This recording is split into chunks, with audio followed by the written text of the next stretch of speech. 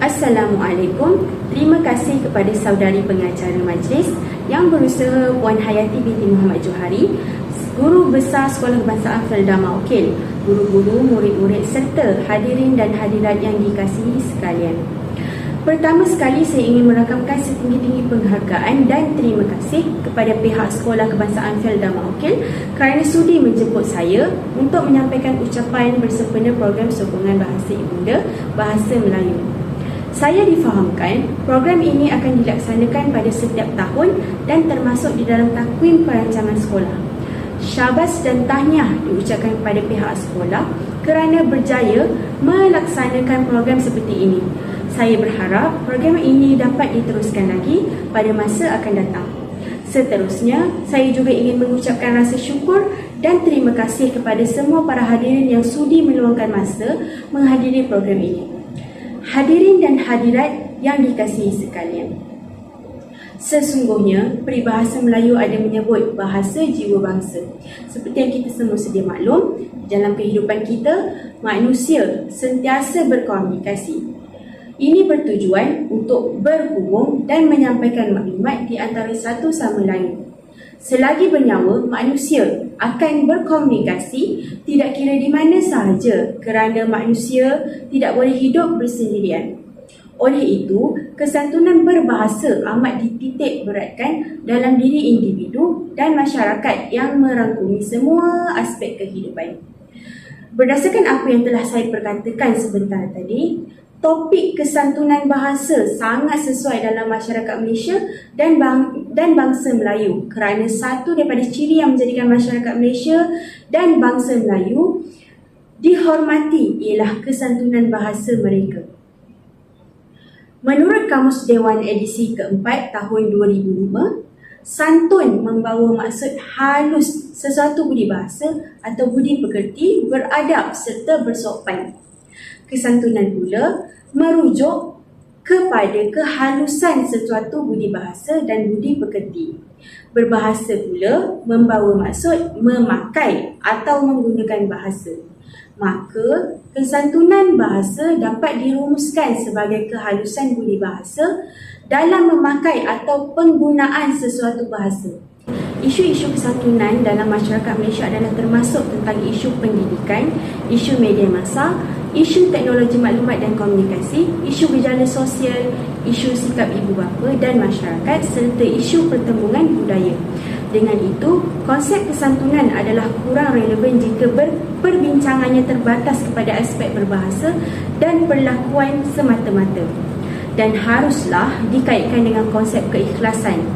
Sebagai contohnya, seseorang itu boleh menuturkan madah bicara yang indah serta menunjukkan tingkah laku yang sopan dalam sesuatu situasi, tetapi perlakuannya belum pasti menggambarkan keikhlasan hatinya. Manusia boleh bertopengkan pelbagai wajah untuk mencapai hasrat dan memuaskan hawa nafsunya, sedangkan hakikatnya tiada siapa pun yang tahu dengan kebenarannya. Namun begitu, ketika dunia pada hari ini melintasi arus teknologi yang semakin canggih, kesantunan berbahasa semakin luntur dalam penggunaan teknologi maklumat dan komunikasi.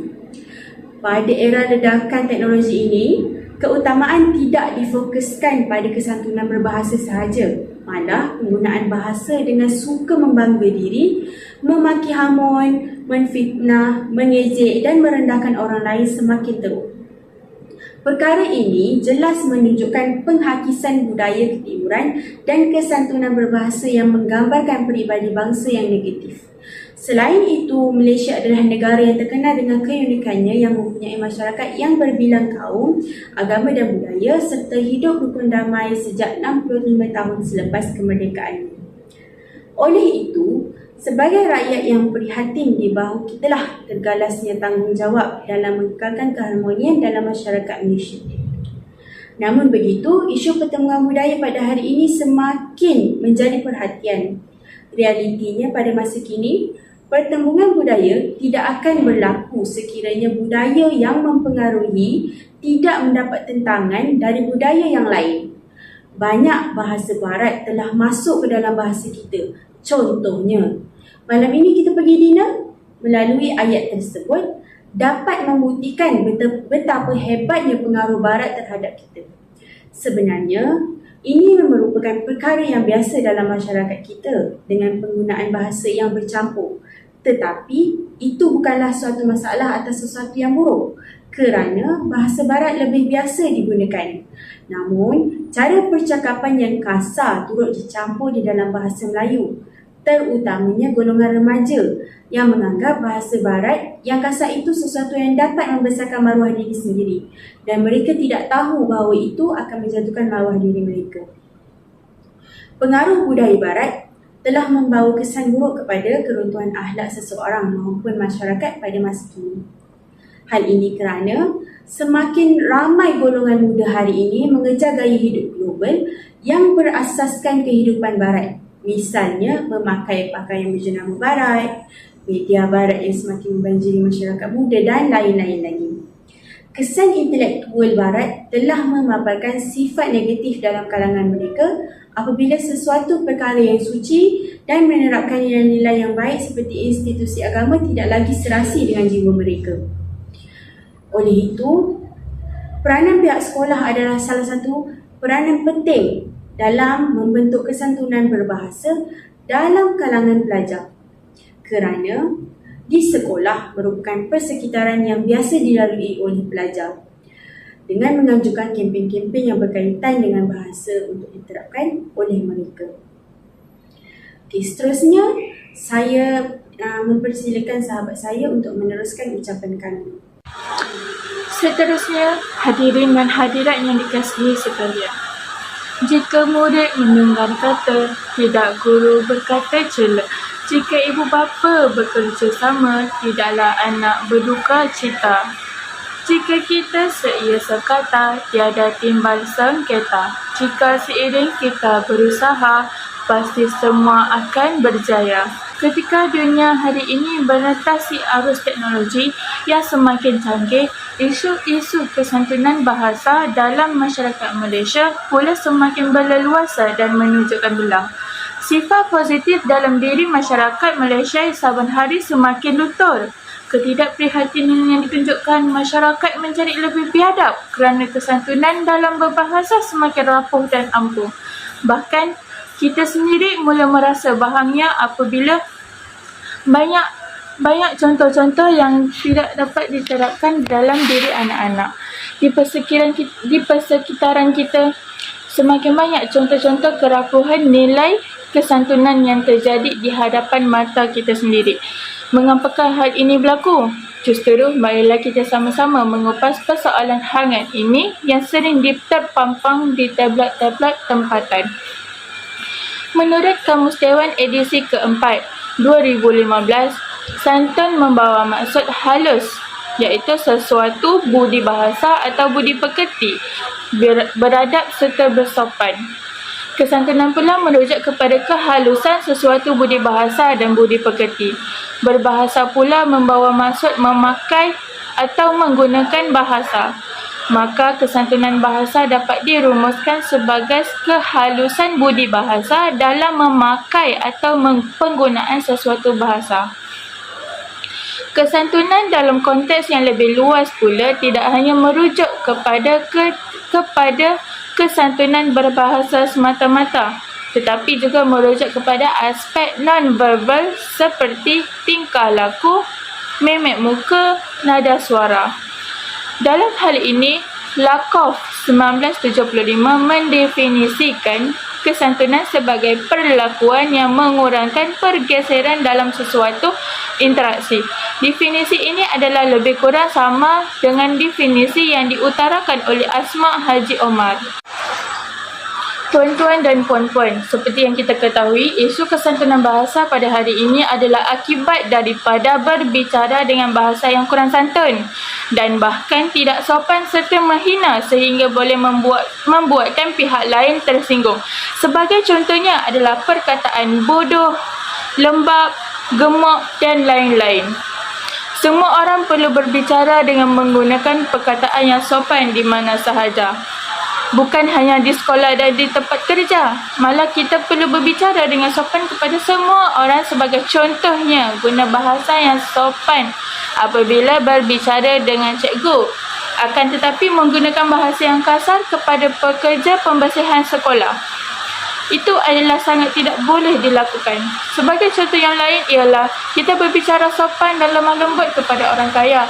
Akan tetapi kita menghina dan kasar dengan orang yang tidak berkemampuan dan susah.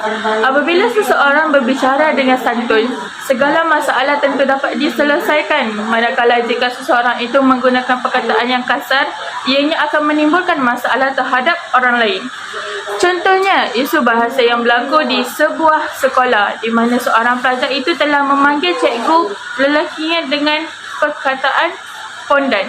Ini adalah sangat merupakan salah satu contoh penggunaan bahasa yang tidak santun. Lebih-lebih lagi apabila digunakan kepada cikgu. Kita tidak tahu sama ada sesuatu perkataan yang keluar daripada mulut kita itu akan menyinggung perasaan seseorang atau tidak. Bahkan mungkin dengan penggunaan bahasa yang tidak santun juga menyebabkan kita tidak dapat reda seorang guru, ibu bapa dan lain-lain. Justru itu, antara peranan-peranan yang dapat yang boleh kita lakukan untuk membendung masalah isu kesantunan bahasa ini ialah antaranya peranan ibu bapa. Kerana ibu bapa perlulah menunjukkan teladan yang baik, seperti ada kata pepatah, bagaimana acuan begitulah kuenya. Mendidik anak-anak sejak umur setahun jagung lagi tentang kepribadian dan kesantunan bahasa dalam kehidupan seharian mereka. Kata pepatah, melentur buluh biarlah dari rebungnya. Hal ini kerana dalam proses pembesaran anak-anak, mereka akan melihat perlakuan, percakapan dan tingkah laku ibu bapa. Selain daripada itu, ibu bapa juga perlulah mengawal aktiviti anak-anaknya, ke mana dia berada, dengan siapa dia berkawan. Selain daripada itu ialah mempraktikkan nilai murni dalam diri anak-anak. Sebagai contoh, sentiasa bercakap dengan perkataan yang baik, tingkah laku yang baik dan perbuatan yang baik. Selain daripada peranan ibu bapa, ialah terdapat peranan yang lain daripada pihak lain. Antaranya ialah peranan institusi pendidikan. Unit kaunseling hendaklah memberi nasihat berkaitan kesantunan bahasa bersama orang lain kepada pelajar. Tentang apa yang dia dapat daripada sesuatu camp, dia mestilah dapat untuk memberikan kepada para pelajar yang lain. Pihak sekolah juga bertanggungjawab memantau para pelajar dari segi tingkah laku serta peradaban mereka. Seterusnya, antara peranan yang lain ialah Kementerian Pendidikan Malaysia. Kementerian Pendidikan Malaysia harus menguatkuasakan undang-undang untuk ibu bapa yang campur tangan dalam urusan guru dan pelajar di sekolah. Hal ini kerana pada zaman sekarang terdapat banyak masalah yang berlaku di sekolah dan dicampurkan oleh ibu bapa. Maksudnya jika seorang itu memberi denda kepada anak-anak murid, ibu bapa akan masuk campur untuk membela anak dia. Selain daripada itu ialah guru-guru boleh memberikan didikan moral kepada murid-murid. Seterusnya, antara peranan kerajaan ialah mengajarkan lebih banyak ceramah dan kempen kesedaran tentang pentingnya kesantunan dalam berbahasa. Kempen-kempen tersebut amat diberikan galakan supaya semua pihak dapat terlibat, ibu bapa, keluarga, anak-anak dan lain-lain. Selain daripada itu, antara peranan yang dapat kita ketengarakan ialah peranan media massa. Sebagai contoh, memperiklankan atau menyiarkan 1001 kemaslahatan kesantunan bahasa yang dapat diperolehi oleh anak-anak muda di luar sana. Setelah selesai program atau cerita di kaca televisyen, siarkan amalan-amalan murni dalam bentuk animasi atau tulisan supaya mereka mudah faham dan mampu dipraktikkan dalam kehidupan seharian.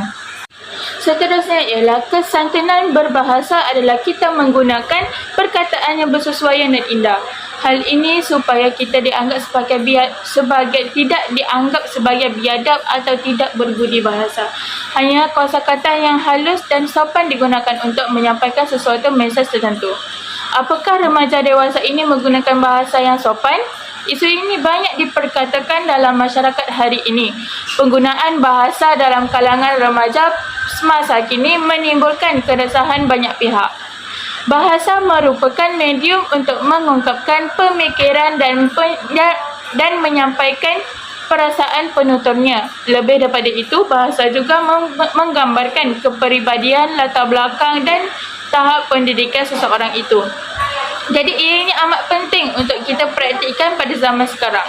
Amalan bahasa rojak bermakna tabiat yang suka mencampur adukkan perkataan bahasa Inggeris semasa menggunakan bahasa Melayu.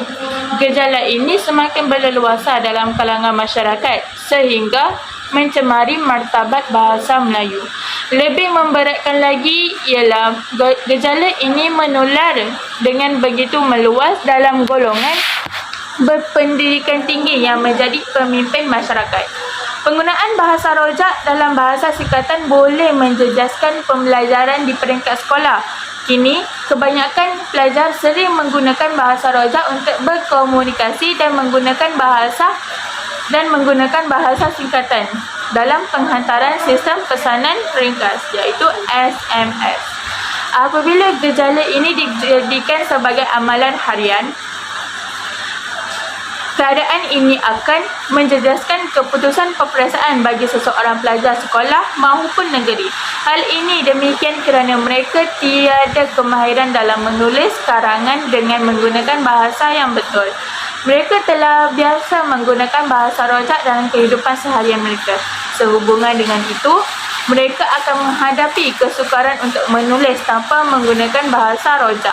Oleh itu, sudah terang lagi bersuluh bahawa pembelajaran di peringkat sekolah maupun di peringkat IPT akan terjejas disebabkan oleh bahasa rojak dan bahasa singkatan. Keluarga mempunyai pengaruh yang terbesar ke atas penggunaan bahasa seharian dalam kalangan anak-anak. Penggunaan bahasa rojak dalam keluarga akan menyebabkan anak-anak membesar dengan penggunaan bahasa yang sedemikian dan anak-anak akan menggunakannya dalam pengucapan harian di rumah sehingga ke sekolah. Latar belakang keluarga yang tidak stabil seperti ibu bapa yang sering bertelagak di hadapan anak-anak selalunya menggunakan bahasa dan nada kurang baik juga sehingga boleh meninggalkan kesan dalam diri anak-anak mereka. Penggunaan bahasa yang tidak sopan dalam kalangan remaja juga berpunca daripada pengaruh media massa. Laras bahasa SMS, khidmat pesanan ringkas dan laras bahasa internet yang digunakan dalam laman sosial yang menjadi kesukaran kepada para remaja iaitu sebagai Facebook, Twitter, Yahoo Message dan sebagainya banyak mempengaruhi para remaja pada masa kini. Begitu juga pembacaan daripada blog dalam internet banyak memberikan kesan kepada para pelajar.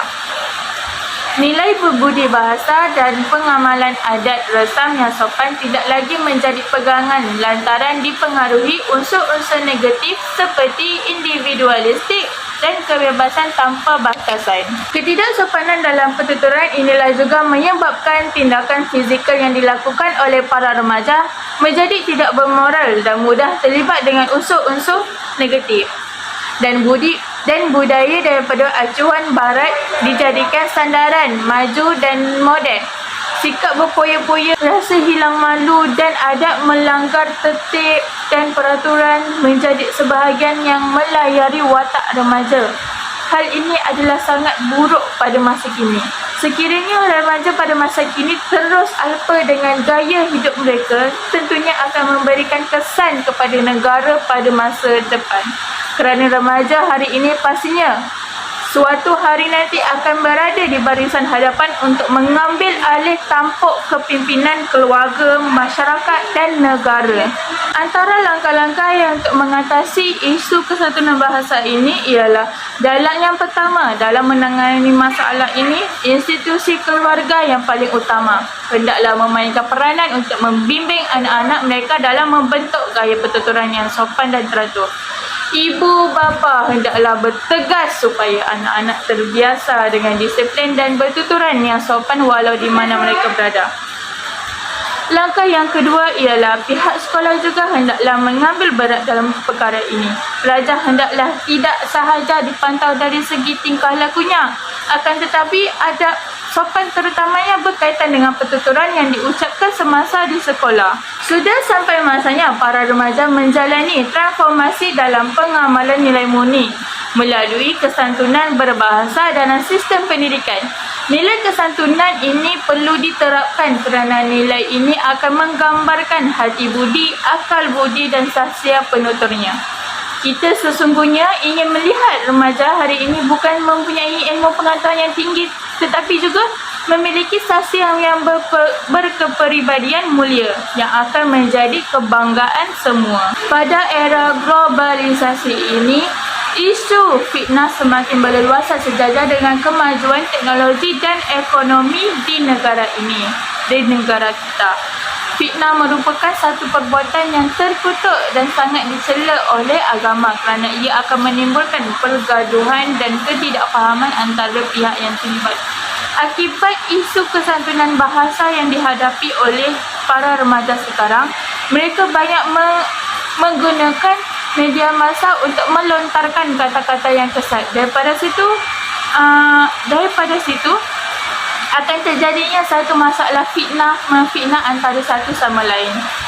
Terdapat banyak medium yang digunakan bagi menaburkan kabar palsu dan fitnah kepada sesuatu pihak. Ia boleh dilakukan melalui kaedah pertuturan atau berbisik antara seseorang ke seseorang yang lain.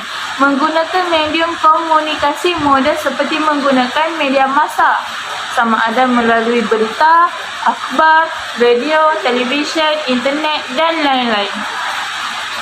Fitnah juga boleh dikembangkan antara satu pihak bertelaga dengan pihak yang lain dengan hanya menjadikan habuan atau keistimewaan sebagai janji atau upah kepada pihak yang terlibat dengan aktiviti berfitnah.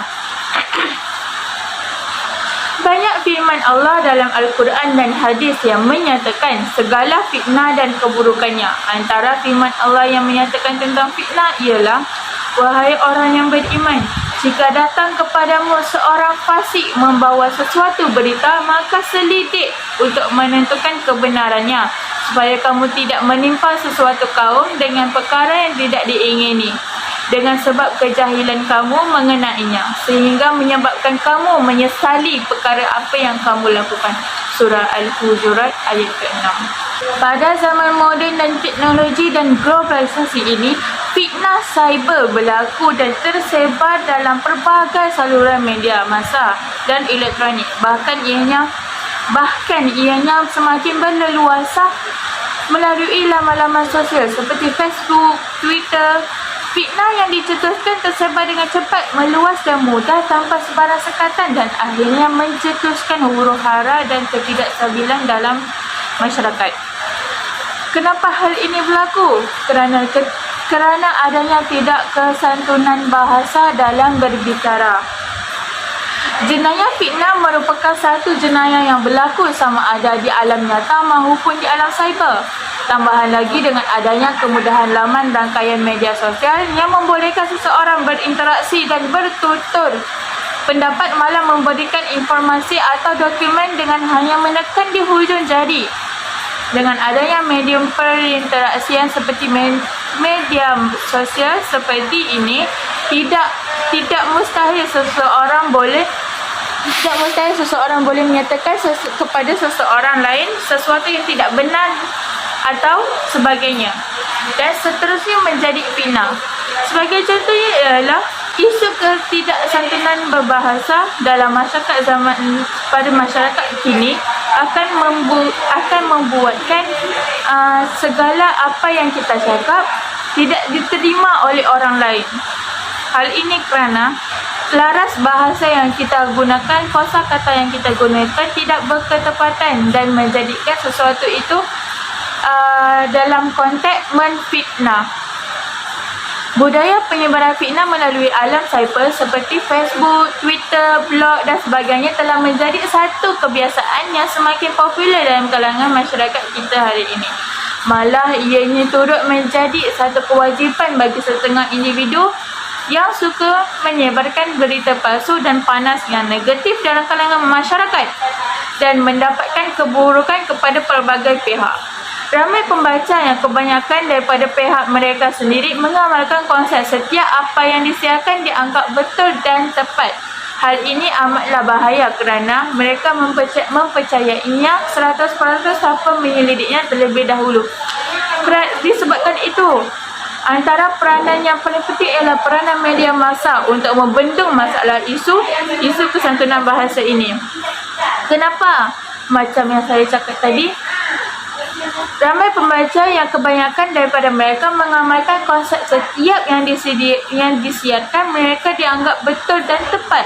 Jadi dengan kita menyebarkan segala isu berkenaan kesantunan bahasa dapat menyedarkan mereka untuk terus berbudi bahasa dalam percakapan, tingkah laku dan sebagainya. Terdapat pandangan-pandangan tokoh Islam iaitu menurut Khalifah Abdul Malik Marwan, semulia-mulia manusia ialah orang yang mempunyai adab yang merendah diri ketika berkedudukan tinggi, memaafkan orang lain ketika berdaya membalas dan bersikap adil ketika kuat.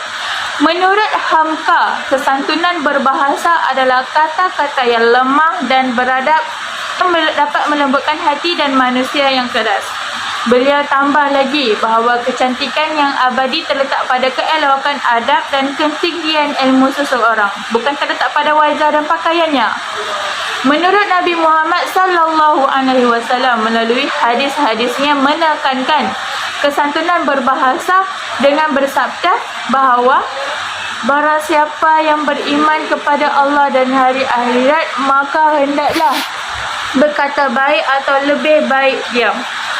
Beliau juga bersabda, sesungguhnya orang yang paling aku benci dan paling aku jauh darinya nanti di hari akhirat ialah orang yang banyak bercakap dan sombong dalam berbicara. Maka dapatlah kita menyimpulkan bahawa kesantunan berbahasa adalah sikap manusia yang sentiasa merendah diri, bersikap adil dan memaafkan orang lain apabila mereka membuat kesalahan. Kecantikan manusia terletak pada budi bahasa dan akal fikiran manusia. Manusia yang berpakaian cantik dan mempunyai wajah yang menawan tetapi tidak bersantun dikira sebagai orang yang tidak cantik. Sekian, terima kasih.